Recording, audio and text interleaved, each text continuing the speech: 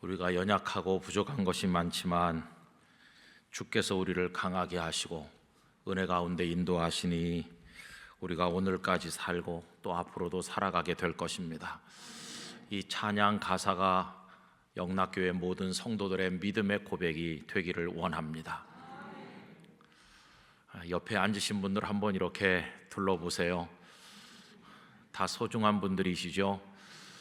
꽉 앉았을 때는 아이고 좀 떨어져 앉지 왜 이래 이렇게 했을 때도 있을지 모르겠는데, 텅 빈 예배당에 앉아 있으니까 얼마나 그동안 썰렁하고 마음이 추웠습니까? 너무나 소중한 분들이시죠. 전 가정에 계신 분들, 또 예배당에 많이 앉지 못했지만 다 한 분 한 분이 너무나도 귀한 분들이십니다. 이렇게 우리를 영락교회 울타리 안에 모아주신 하나님께 감사를 드립니다. 이런 시를 보았습니다. 숲에 가보니 나무들은 제가끔 서 있더군. 제가끔 서 있어도 나무들은 숲이었어. 광화문 지하도를 지나며 숱한 사람들이 만나지만 왜 그들은 숲이 아닌가? 이 메마른 땅을 외롭게 지나치며 낯선 그대와 만날 때 그대와 나는 왜 숲이 아닌가? 우리들은 나무 한 그루 한 그루처럼 가정, 일터, 영락교회 그리고 주변에 심겨져 있는데 우리들이 숲을 이루지 못하고 있다는 겁니다. 연결되고 이어져야 숲이 되는 것인데 각자 따로 서 있으니까 모든 것에 따로요, 혼자요. 그래서 외로워하는 사람들이 많습니다. 한 조사에 의하면 사람들이 세상을 떠날 무렵이 될 때 가장 후회하는 것이 무엇인가 했더니 사랑하지 못하고 가는 것을 가장 후회한다고 합니다. 마땅히 사랑했어야 될 사람을 사랑하지 못한 깊은 후회, 더 깊고 더 넓게 사랑했어야 되는데 그렇게 하지 못한 후회가 사람들을 참으로 마음 아프게 한다고 합니다. 그러나 반면에 참 사랑을 베풀고 나누면 행복은 바로 거기서 싹이 틉니다. 잘 아시는 청마 유치환 선생께서 이영도 선생을 사랑했는데 그래서 그 행복을 행복이란 제목의 시에서 잘 표현하지 않았습니까? 사랑하였으므로 행복하였네라 이렇게 말했죠. 여러분, 사랑하면 거기서 바로 행복이 싹 트는 것입니다. 성경은 하나님께서 사랑이시라고 가르칩니다. 하나님께서는 과거에도 우리들을 끔찍이 사랑하셨고 지금도 사랑하고 계시고 앞으로도 우리들을 사랑하실 하나님이십니다. 우리들은 그 사랑 안에서 살아가게 될 것입니다. 그래서 여러분, 우리가 성도가 된다는 것은 무엇을 의미하는 것일까요? 사랑할 줄 몰라서, 자기밖에 몰라서 그저 자기 욕심에 따라 살던 사람이 하나님의 사랑을 받고 그 안에서 녹아내리고 새 사람이 되어서 이제 위로는 하나님 아버지를 사랑하고 또 이 땅에서는 이웃과 다른 이들을 사랑하여 섬기게 되는 것, 그렇게 새로운 사람으로 바뀌게 될 때 그 사람을 성도라고 말할 수 있는 게 아니겠습니까? 여러분, 이런 의미에서 빌립보서를 읽는 것은 우리에게 큰 기쁨이 됩니다. 왜냐하면 빌립보서에는 바울 사도와 그 일행 그리고 빌립보에 있는 성도들 사이에 흐르고 있는 이 아름다운 사랑의 이야기가 나타나 있기 때문입니다. 그들은 얼마나 따뜻한 사람들이고 사랑이 많은 사람들이었는가 하는 생각을 하게 됩니다. 이 빌립보서를 기록하실 때 아마도 바울 사도께서는 로마의 감옥에 계셨으리라고 생각이 듭니다. 그때는 죽음이 그리 멀지 않았을 때라고 여겨지는데 다른 일에 신경을 쓸 마음의 여유가 없을 때가 아니었겠습니까? 그런데도 바울은 빌립보 성도들을 간절히 사랑하는 마음으로 정성을 다해서 하나님께서 주시는 감동을 따라 편지를 적어 보냈는데 그게 바로 빌립보서로 우리들에게 전달되고 있는 것입니다. 그분들을 이어준 것이 무엇일까? 다름 아닌 우리 주님 예수님 안에 있는 사랑이었습니다. 사랑이 그들을 서로 연결해 줌으로써 그분들은 따로 서 있는 나무 한 그루로 존재한 것이 아니라 그 사랑으로 인하여서 숲을 이루게 되었다 하는 말씀입니다. 여러분, 오늘 이 본문을 읽음으로써 그분들 속에 흘렀던 사랑이 영락교회 성도들 가슴을 적시고 흐르게 되기를 원합니다. 이분들은 어떻게 사랑하였을까요? 먼저 지난번에도 말씀드린 바가 있었던 이 빌립보서의 수신자들이 누군가를 다시 생각을 해볼 필요가 있는데 1절에 보면 성도와 또한 감독들과 집사들에게 편지하노니라고 했습니다. 여기 몇 가지를 조금 짚어서 생각할 필요가 있는데요. 첫째는 거기 감독들이라고 하는 대목이 복수형으로 되어 있죠. 여러분, 감독은 주교라고도 많이 번역됐고 흔히 목회자들을 의미한다고 생각을 해왔습니다. 그러면 이게 복수 형태니까 감독들 그랬으니까 야, 빌립보에는 예수님을 믿는 사람이 굉장히 많아서 우리 영락교회처럼 목회자들이 많이 있었나 보다 이렇게 생각하기가 쉬운데 아마도 그것은 오해일 것입니다. 빌립보서를 많이 연구하는 학자들의 말은 당시 이 편지가 전달될 무렵에는 빌립보에는 예수님을 믿는 사람이 그저 수십 명 정도 있지 않았을까 이렇게 생각합니다. 그럼 여기 감독들이라고 하는 건 뭘 말하는 것일까요? 많은 분들은 연구 결과를 이렇게 말했는데 꼭 목회자로 이해할 필요가 없고 아직은 그렇게 이해할 필요가 없다는 거죠. 그 시기적으로 이 감독이라고 번역된 단어가 당시 로마 사회 속에서는 어떤 공동체, 어떤 모임에서 여러 가지 일로 봉사하는 사람을 뜻할 때 사용된 경우들이 있었다는 것입니다. 특별히 뭐 재정이라든지 이런 일을 돕는 사람들이죠. 그러니까 빌립보에 얼마간의 성도가 있는데 이제 그 속에서 그런 일을 맡아서 봉사하던 사람들로 이해하는 게 좋겠다 하는 얘기입니다. 또 한 가지 우리가 생각해 둘 것은 여기 성도와 이렇게 했는데 여러분, 성도가 누굴까요? 성도는 문자 그대로 하면 거룩한 무리라는 뜻이죠. 거룩한 사람. 하나님께서 거룩하신데 그럼 사람도 거룩한가? 그 사람은 흠도 티도 없고 완벽한 사람이란 말인가? 그런 뜻은 아닙니다. 여러분, 세상에 완벽한 사람이 어디 있겠습니까? 그럼 여기 성도라고 하는 것은 거룩하지는 못하지만 하나님께서 긍휼히 여기셔서 하나님의 사람으로 부른 사람, 그게 성도라는 걸 알 수 있죠. 고린도전서 1장 2절에 보면 성도라 부르심을 받은 자들이라는 표현이 나와요. 거룩하기 때문에 성도인 것이 아니라 부족한 게 너무나도 많지만 하나님께서 거룩하다고 사랑의 눈으로 봐주시는 사람들, 거룩하게 만드시려고 부르신 사람들, 그래서 구원받은 하나님의 자녀가 된 사람들, 이렇게 성도를 우리가 이해할 수 있겠다 하는 것입니다. 그런데 성도와 감독들과 집사들 이렇게 돼 있으니까요, 거기 연결시키는 조사가 들어있죠. 와, 과 이런 글자들이 들어있습니다. 근데 제일 먼저 말씀한 게 감독도 아니고 집사도 아니고 성도를 제일 먼저 언급하고 계시죠. 그럼 여러분, 잘못 생각하면 이렇게 생각할 수 있습니다.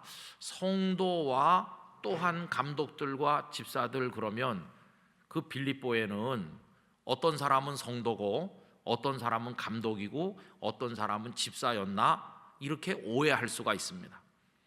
여러분, 교회에서 만난 어떤 분에게 이렇게 물어본다고 생각해 보세요. 저 혹시 장로님이세요? 집사님이세요? 이렇게 물어보면 그분이 겸연쩍어 하면서 아이고, 제가 신앙생활을 열심히 안 해가지고요, 부끄럽게도 장로도 집사도 아니고 그냥 성도입니다, 이렇게 말하는 분들이 많이 계시거든요. 그렇게 말하는 게 잘 말하는 겁니까? 틀리게 말하는 겁니까? 틀리게 말하는 겁니다. 만약에 그렇게 말하면 영락교회 안에 어떤 사람은 목사고 장로고 권사고 집사고 뭐 그런데 이것도 저것도 아닌 나머지 사람들은 성도다, 그런 말이 되잖아요. 그건 틀린 겁니다. 여러분, 영락교회 안에서 하나님을 믿는 모든 사람이 다 성도입니다. 그런데 다 성도인데 그 중에 어떤 사람은 하나님의 뜻을 따라 목사 일을 하기도 하고 장로, 권사, 집사로 섬길 뿐이지 우리 모두는 성도입니다.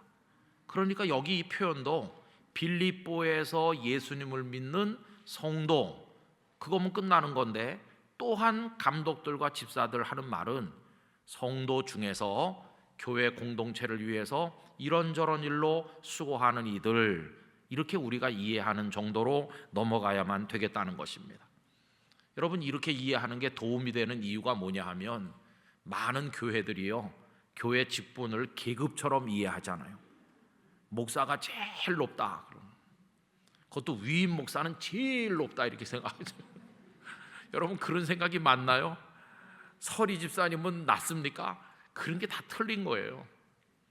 여기 지금 이렇게 이해할 때 바울이 빌립보에 있는 사람들 하나도 차별하지 않고, 그 사람이 성도든 성도 중에서 어떤 일을 하는 사람이든 안 하는 사람이든 차별하지 않고 남자 여자 주인 노예 뭐 어른 아이 할 것 없이 모두에게 똑같은 사랑으로 이 편지를 보낸 것이지, 거기 무슨 차별을 두어 가지고 감독들에게만 보낸다든지 집사들에게만 보낸다든지 그런 게 아니라는 것이.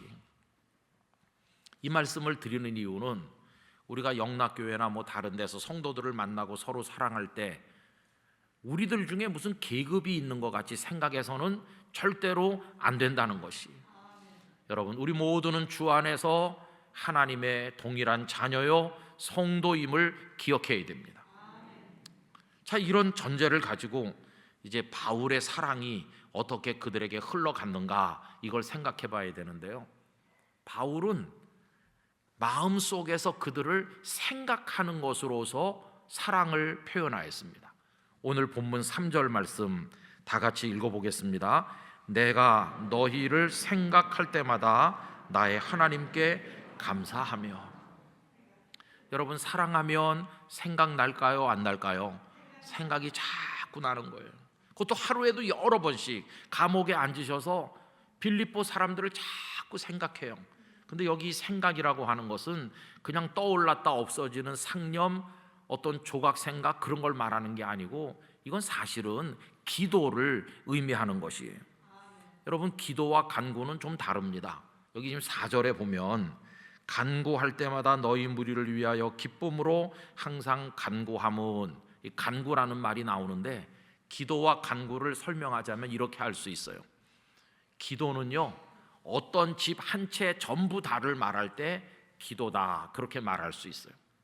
간구는 하나님께 필요를 따라서 주세요라고 요청하는 것인데, 그거는 그 집 안에 있는 어떤 방 하나에 해당한다고 할 수 있어요.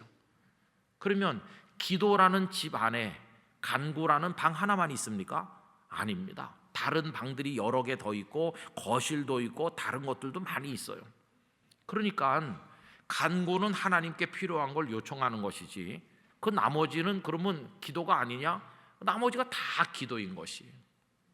가만히 앉아서 가슴 속으로 사랑하는 빌립보 성도들의 얼굴이 한 명 한 명 떠올라서 주님 이렇게 할 때 그거 기도라는 것이.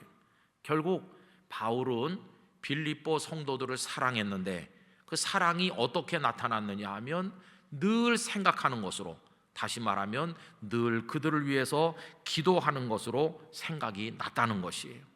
눈 감고 있으면 루디아도 생각나고 빌립보 감옥의 간수도 생각나고 한 사람 한 사람 생각나면서 주님, 그들이 저에게 너무나 큰 사랑을 베풀어 주었는데 그들을 축복해 주세요. 아무개네 집에 아픈 사람이 있는 줄 아는데 요새는 어떻게 지나는지 궁금합니다. 주님의 긍휼을 그 가정에 허락해 주세요. 이렇게 생각이 계속 나면서, 그래서 그게 기도가 되어서 이어지는 것이죠. 한 사람 한 사람 잊을 수 없는 소중한 사람들이죠. 저도 오랫동안 이제 목회를 하다 보니까 많은 분들을 만났을 거 아닙니까? 그런데 이렇게 만나고 헤어지니까 어떤 분은 뭐 5년, 10년 지나도 한 번도 만나지도 못하고 얼굴을 뵙지 못하는 분도 있죠. 아유, 그분이 어떻게 지나시나 이렇게 생각이 나잖아요. 생각이 난다는 건 그분을 향한 저의 마음이 남아있다는 증거 아닙니까? 그래서 이제 기도하게 돼요. 그런데 저만 그런 게 아니에요. 그분들도 그래요. 어떤 분은 얼굴을 제대로 못 본 지가 막 한 근 20년은 된 것 같은데 촌에 들어가서 농사하는데요, 농사했다고 고구마도 보내주고 그래요. 그게 끊어졌습니까? 관계가? 아니에요. 끊어진 게 아니에요. 어떤 분은 부산서 여기까지 김치 담았다고 김치를 택배로 보내줬는데 그건 김치가 아니라 그 뭐라고 표현할 수가 없어요. 지금 김치를 먹는 게 아니라 사랑을 먹는 거죠. 사랑을. 그러면서 어떤 분은 목사님 여러 해 동안 얼굴도 못 뵀지만 여기 지금 제가 산책을 나왔는데 꽃이 예쁘게 피었네요. 꽃 사진을 보내드릴 테니까 피로를 좀 풀으세요. 이렇게 하거든요. 이게 생각을 계속하는 거야. 나도 그분을 생각하고 그분도 나를 생각하고, 우리가 이 땅에 살다 얼굴을 영영 못 본 채로 각자 하늘나라에 갈지 모르지만 우리는 따로따로 떨어진 나무 한 그루가 아니라 예수 그리스도의 사랑으로 연결되어 숲에 있구나, 이렇게 생각하니까 너무너무 감사한 거 아닙니까? 이제 바울이 그런 거예요. 그런데 이 빌립보 성도들을 향한 바울의 사랑은 위선이나 무슨 뭐 거짓이 아니라 진심이었어요. 진심. 진짜 사랑하는 거예요. 그걸 8절에서 볼 수 있죠. 8절 다 같이 읽어봅시다. 내가 예수 그리스도의 심장으로 너희 무리를 얼마나 사모하는지 하나님이 내 증인이시니라. 여러분, 여기 사모한다는 걸 다른 번역에서는 그리워한다, 보고 싶어한다 이렇게 번역하기도 해요. 막 보고 싶은 거예요. 빌립보랑 로마 감옥이 얼마나 거리가 멀리 떨어져 있습니까? 몸은 멀리 있지만 마음은 지금이라도 달려가서 막 끌어안고 싶고 그런 거예요. 그런데 그게 인간적인 정이 아니고 예수 그리스도의 심장으로, 이게 예수님께서 우리를 사랑하신 그런 마음으로 내가 지금 당신들을 보고 싶어요, 그리워요, 이렇게 하는 겁니다. 그런데 그게 거짓이 아니라는 것의 증인이 누굽니까? 하나님이 내 증인이시라고. 이건 무서운 말이에요.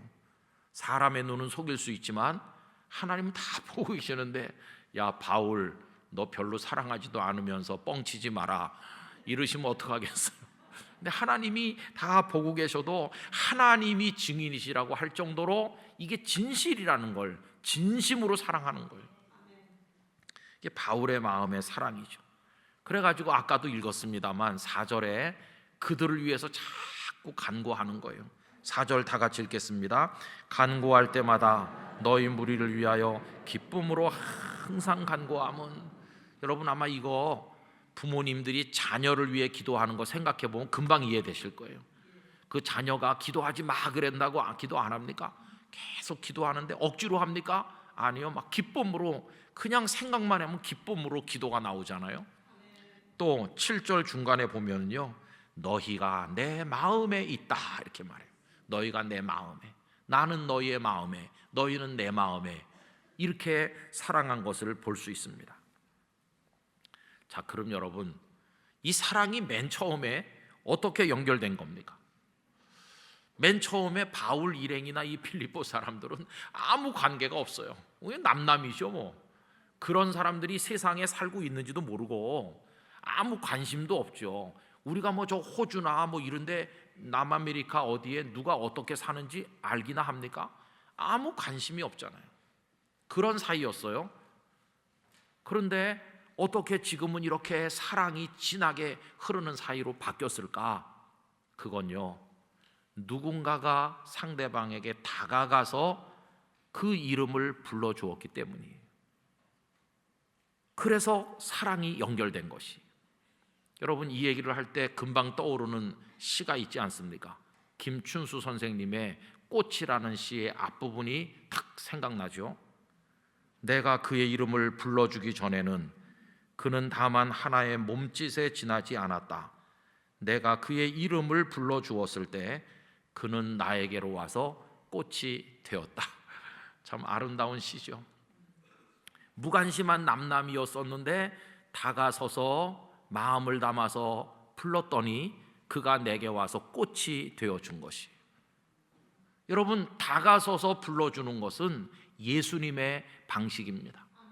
예수님 하늘 보좌 높은 곳에서 우린 이 땅바닥에서 아무 관계없이 있었는데 예수님께서 우리에게 가까이 다가오셨잖아요.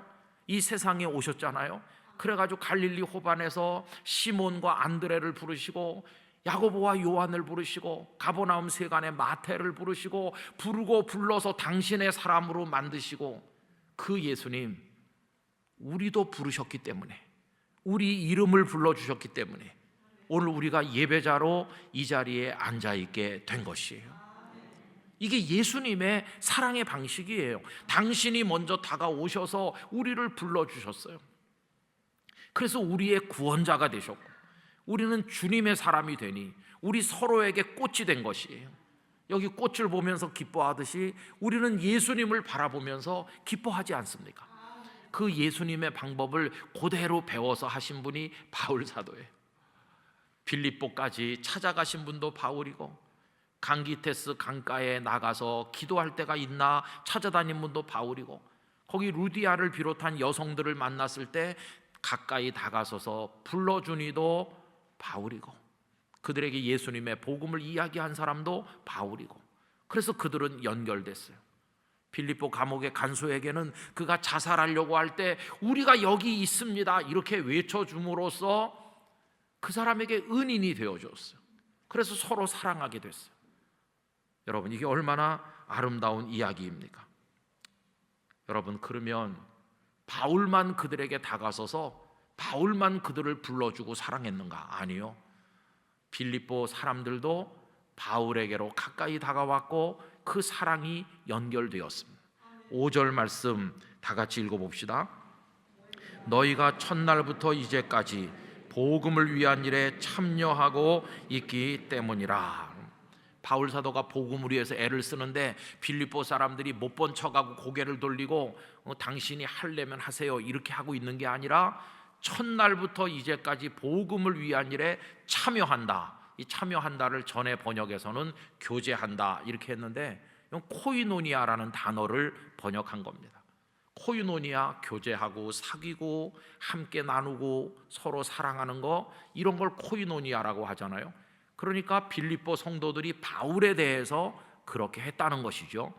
그래서 바울과 빌립보 성도들은 남남도 아니고 사랑으로 연결되었는데, 바울이 일방적으로 혼자 사랑하는 짝사랑도 아니고 이제는 서로 사랑을 받기도 하고 주기도 하는 아름다운 관계로 이어져서 빌립보의 사랑의 숲을 이루었다는 것을 성경이 우리에게 보여주고 있는 것입니다. 여러분, 이 세상에 뭐 천년 만년 삽니까? 우리가 먹어야 얼마나 먹고 누려야 뭐 얼마나 누리겠어요? 안개처럼 쓰러져 없어질 짧은 인생 이 땅에 사는데 왜 우리 속에는 그렇게 미움과 갈등이 많은지. 성도가 해야 될 일, 뭐 봉사도 하고 할 일 많아요. 그러나 가장 중요한 일은 사랑하는 일입니다. 사랑하는 일. 사랑하지 않으면 예배 그게 다 막혀요. 사랑하지 않으면 기도가 다 막히는 거예요. 가슴 속에 증오를 품은 채로 어떻게 사랑하는 내 아버지 하나님이여 이렇게 기도할 수 있나요? 그러니까 그거 할 수가 없는 것이거든요. 그래서 우리가 가장 힘써야 될 것은 사랑이고, 성령의 은사 중에서도 최고의 은사는 사랑이거든요. 오늘 이 말씀을 나누는 이유는 우리가 앞으로 바울처럼 빌립보 성도들처럼 사랑하며 살기 원하기 때문입니다. 우리 서로에게 가까이 다가서서 그 이름을 불러줍시다. 그렇게 하면 그가 나에게 꽃이 되고 나도 그에게 꽃이 돼서 영락교회 안에 숲이 이루어질 것이라고 믿습니다. 그리고 하나님을 모르는 사람에게 내가 먼저 다가서서 그의 이름을 불러줄 때 바울이 빌립보 사람들에게 한 것처럼 하는 거, 그게 뭡니까? 그게 전도하는 겁니다. 선교하는 겁니다. 그들에게 다가서서, 그들이 뭐 오라고 부르지도 않았지만 그래도 내가 다가서서 그의 인생을 들여다보고 관심 있게 불러주고 사랑으로 예수님을 말해주면 그게 전도하고 선교하는 거죠. 지나간 주간에 선교 대회, 선교 부흥회 다 있었잖아요. 오늘부터 전도대로 365를 또 하거든요. 여러분, 이게 다가서서 그 이름을, 그 한 사람을 불러주는 겁니다. 홀로 외딴 곳에 나무처럼 서 있는 그를 끌어당겨서 내 옆에 같이 심겨진 나무처럼 숲을 이루는 것이 전도입니다. 저는 영락교회 안에서, 이 울타리 안에서 우리 영락의 성도들이 서로 사랑하며 사시게 되기를 부탁드립니다. 여러분, 우리가 여기 있어야 얼마나 있겠어요. 얼마 전에 제가 부산에서 섬기던 교회 장로님 한 분이 하나님께로 가셨어요. 한 달 반쯤 됐습니다. 근데 그분은 제가 그 교회 갈 때부터 장로님이셨어요. 이제 겨우 70대 중반 되셨는데 그럼 어떻게 그렇게 그때부터 장로님일 수 있냐? 지금은 만 40이 넘어야 장로가 되시지만 그때는 만 30만 넘으면 장로님이 될 수 있었거든요. 그분은 30대 초반에 장로님이 돼서 원로 장로님이 된 거죠. 얼마나 충성하시는지. 그 교회 그러면 그 장로님 생각나고, 그 장로님 그러면 교회가 생각날 정도로 둘을 뗄래야 뗄 수 없을 정도로 교회와 그 장로님 가정이 하나로 연결되어 충성했어요. 그런데 그 장로님이 돌아가셨다고 하니까 너무 제 마음속에 슬픔이 되었어요. 그런데 그 자녀들은요, 다 이제 결혼해서 수도권에 와서 살고 있고요. 이제 권사님 혼자 남았는데 권사님도 거기 계실 필요가 없으니까 자녀들 가정으로 합류하시면 그 교회 안에는 그 장로님 가정이 영원히 있을 것 같았는데 이제는 한 분도 안 남게 되는 것이죠. 그 교회 그 장로님 가정은 잠깐 머무르다 떠난 것밖에는 안 되는 거 아니겠어요? 여러분, 우리 영락교회도 막 대물림을 해내려가면서 40년, 50년, 60년 영락교회에 계신 분도 있지만은 그 부모님들이 지금도 계십니까? 다 떠나가셨죠. 우리도 그럴 겁니다. 여러분, 저도 이렇게 설교하고 있지만 몇 년 있으면 갈 겁니다. 여러분들도 가실 거예요. 하늘나라로 가시던지 갑자기 이민을 가게 되던지 뭐 저 먼 데로 이사를 가던지 우리 이렇게 다 가요. 지금 잠깐 이렇게 있는 건데 그렇게 잠깐 있는 동안에 갈등하고 미워할 필요가 있나요? 여러분, 예배당 안에서 만나느니 저 배단위 광장에서 오가면 만나는 분, 나랑 직접적인 관계가 없었어도 사랑의 마음으로 불러주시기 바랍니다. 따뜻한 인사를 건네시기를 바랍니다. 그러면서 그를 위해서 선한 마음으로 축복의 기도를 마음속으로 드려주시기를 바라는 것입니다. 그렇게 하면 이 영락교회, 영락이라는 사랑의 숲이 확 우거지게 될 줄로 믿습니다. 그걸 하나님이 원하시는 것이, 따로 서서 외로워요 이렇게 하지 말고, 하나님 행복해요, 우리 다 이렇게 사랑으로 엉겨서 한 숲이 되었어요. 거기 새들이 와서 깃들이고 거기 열매가 맺히고 얼마나 아름답습니까? 여러분, 그리고 우리가 나중에 멀리 떠나도 여러분 잊지 맙시다. 여기 살아있는 동안엔 잊지 말고 그분이 이민 가셨대, 멀리 이사 가셨대, 그 목사님이 다른 데로 목회지를 옮기셨대, 이렇게 해도 다 생각하면서 바울처럼 얼굴을 떠올리면서 그분을 위해 기도하고 축복하는 관계로 이 땅에 사는 날 동안 우리가 서로 사랑하게 되기를 간절히 원합니다. 주님이 원하시는 삶이고, 우리가 가정에서나 우리 교회 안에서나 우리 주변에서 이거 할 수 있으면 천국을 미리 끌어당겨서 여기서 먼저 맛을 보는 행복이 있을 것입니다. 우리가 이런 삶에 성령님 안에서 아름다운 열매를 맺게 되기를 진심으로 축원드립니다.